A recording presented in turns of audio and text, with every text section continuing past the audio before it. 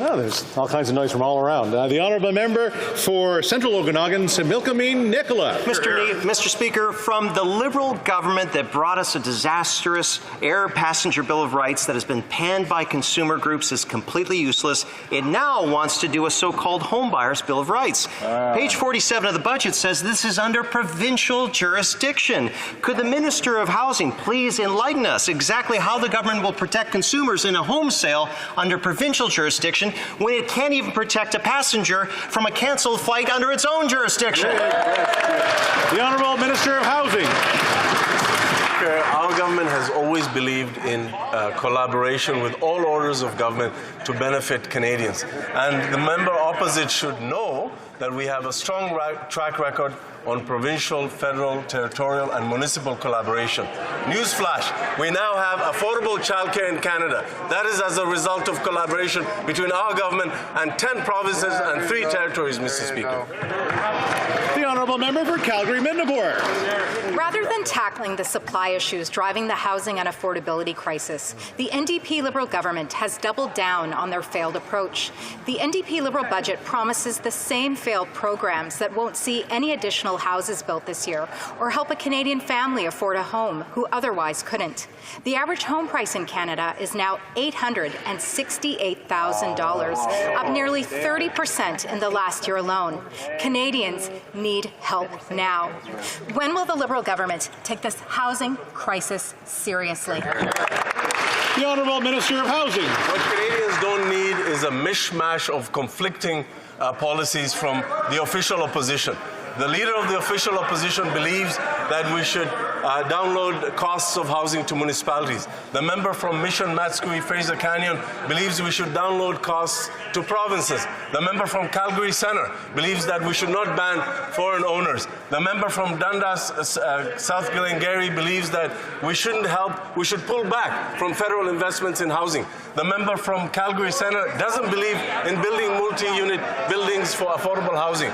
This party doesn't get its story straight on housing, Mr. Speaker.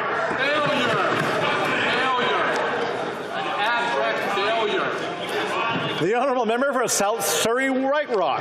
Thank you, Mr. Speaker. In Canada, as we just heard, the average price of a home is $868,000, but in South Surrey White Rock, the average is $1.2 million, and that's not even for a detached home. Rather than dealing with the supply shortage, this government is doubling down on its failed policies and programs. Canadians don't want to co-own their homes with this tax and spend government. They don't trust this government. To the minister, when is this government going to get serious, abandon its failed policies, increase supply and cut red tape? The Honourable Minister of Housing. Mr. Speaker, the best way to deal with housing affordability is to increase housing supply and to do it faster. Unfortunately, the member opposite is so concerned about housing supply, she should talk to her leader, who opposes our collaboration with municipalities to increase housing supply.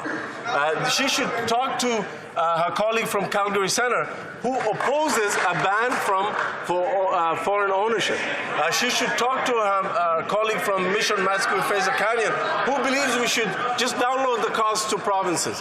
She should talk to her colleague from Dundas South Glengarry, who believes we should just get out of the whole national housing strategy, Mr. Speaker.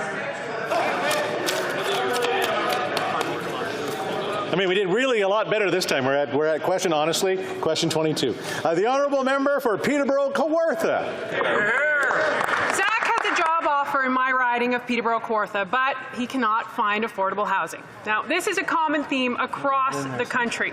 A lot of job vacancies, but no housing. How can we fix the employment crisis when we have a housing crisis? People need a place to live. It is a basic human need. How is Zach supposed to pay off his student debt if he cannot accept job offers? To the housing minister, will he continue to roll out one failed program after another? And is Zach the latest victim of his housing policy failures?